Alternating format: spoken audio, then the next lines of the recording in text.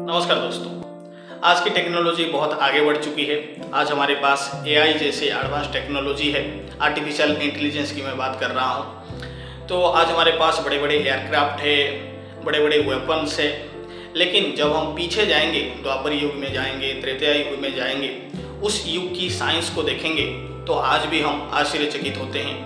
कैसे उस वक्त में विमान चलता था, कैसे उस वक्त में बहुत सारे बच्चे पैदा हो सकते थे। कुछ लोग तो हमारे मुनि ऋषि जो इतने एडवांस थे उनको क्रिटिसाइज भी करते हैं और वो बोलते हैं कि नहीं, ये सब झूठ है, बस जो तुम्हारे मुनि ऋषि ने लिखा है वो सब कहानियाँ हैं, वो सच नहीं है, ऐसे ही वो क्लेम करते हैं। जब हम पुष्पक विमान की बात करते हैं जो रामायण में इतना फेमस है कि बोलते हैं कि रामायण काल में यानी कि त्रेता युग में हमारे मुनि ऋषि ने लिखा है कि एरोप्लेन चलता था, मतलब पुष्प विमान चलता था, एक एयरक्राफ्ट था पुष्प विमान, एक एडवांस एयरक्राफ्ट। और उस तरीके का विमान आज भी नहीं बना है। जी हाँ दोस्तों, उस तरीके का विमान आज की डेट में भी नहीं है, क्योंकि क्लियरली रामायण में लिखा गया है उस विमान में एक एंटायर आर्मी जा सकता था। क्या आज की डेट में उतना बड़ा कोई एयरक्राफ्ट बना है जिसमें पूरी एक आर्मी जा सकता है? नहीं, उतना बड़ा तो एयरक्राफ्ट नहीं बना है। लेकिन हाँ, एरोप्लेन जरूर बना है, मतलब ऐसे एयरक्राफ्ट जरूर बना है जो कि हवा में उड़ सकता है। तो कुछ साल पहले, मतलब 50 साल पहले या फिर 30-40 साल पहले, जब हम बोलते हैं कि त्रेता युग में भी एक ऐसे एयरक्राफ्ट था जो कि बड़ा था और हवा में उड़ सकता था, तो हम बिलीव कर जाते थे ठीक है भाई, एयरक्राफ्ट होगा। लेकिन जब हम बात करते हैं वो चलता कैसे था, वो हम सोच नहीं पाते हैं, क्योंकि उस वक्त हमें आर्टिफिशियल इंटेलिजेंस के बारे में पता ही नहीं था। रामायण में लिखा गया है पुष्पक विमान विल पावर से चलता था, मतलब मन की आदेश से, माइंड की आदेश से पुष्पक विमान चलता था। तो ऐसे एक विमान कैसे कोई भला सोच पाएगा जब तक एआई जैसे टेक्नोलॉजी हमारे पास नहीं है। आज हमारे पास एआई टेक्नोलॉजी है तो ऐसे हम सोच सकते हैं कि हाँ, शायद उस वक्त में भी एआई जैसा कोई साइंस था जो कि पुष्पक विमान में कनेक्टेड था, और इसीलिए पुष्पक विमान को माइंड से आप कंट्रोल कर सकते हो।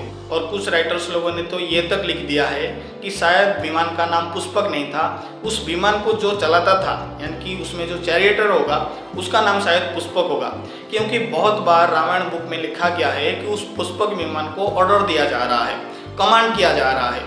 तो एक विमान को कैसे ऑर्डर दिया जा सकता है, ये भी लोग सोच नहीं पाते थे। लेकिन आज की एआई के साथ जब हम उसको कनेक्ट करके देखते हैं तो हम आराम से सोच पाएंगे कि नहीं, उसको कमांड भी किया जा सकता है, उसको ऑर्डर भी दिया जा सकता है। कुछ कहानी दोस्तों आपको मैं बताता हूँ ताकि आप कनेक्टेड फील कर पाएंगे। पहले पुष्पक के हम ओरिजिन को जान लेते हैं, इसको बनाया किसने था। तो पुष्पक विमान को बनाए थे ब्रह्मदेव, सृष्टि की रचयिता ब्रह्मदेव ने इस विमान का निर्माण किए थे। तो आप सोच सकते हो ये विमान कितना बड़ा एडवांस टेक्नोलॉजी से बना होगा। जब कुबेर जी तपस्या किए थे तो कुबेर जी को ये विमान ब्रह्मदेव खुश होकर दिए थे। तो इस तरीके से कुबेर के पास ये विमान आया था। फिर बाद में रावण कुबेर के साथ युद्ध करके इस विमान को छीन के ले गया था। इस तरीके से रावण का ये विमान हुआ। और बहुत बार लिखा गया है कि रावण अपने आर्मी के साथ इस विमान में बहुत जगह पर घूमता था। तो जैसे कि मैं शुरुआत में बोला कि एक एंटायर आर्मी इस विमान में जा सकता है, तो कितना बड़ा होगा आप खुद सोचिए। उसके बाद दोस्तों श्री राम और रावण का युद्ध होता है और रावण का वध हो जाता है। फिर श्री राम उस विमान की मदद से अयोध्या लौटते हैं और उसके बाद श्री राम क्या करते हैं, उस विमान को ऑर्डर करते हैं कि तुम अब लौट जाओ कुबेर के पास। तो पुष्पक विमान ऑटोमेटिक वहाँ से ही कुबेर के पास चला गया। तो इससे पता चलता है पुष्पक विमान सेल्फ कंट्रोल था, जो कि अपने आप को कंट्रोल कर सकता था और अपने आप ही चलता था, बस उसे कमांड कर दो कि कहाँ जाना है। फिर कुबेर जी जब इस विमान को देखते हैं तो कुबेर बोलते हैं कि नहीं, तुम अब श्री राम की हो, तो तुम एक काम करो, श्री राम के पास चले जाओ। तो फिर पुष्पक क्या करता है, श्री राम के पास लौट आता है। फिर श्री राम बोलते हैं कि मैं तुम्हें रख कर अब क्या करूँगा, तुम एक काम करो, तुम जहाँ पर भी तुम्हारा मन हो चले जाओ, और जब भी मुझे ज़रूरत पड़ेगा तो मैं तुम्हें याद करूँगा, चले आना।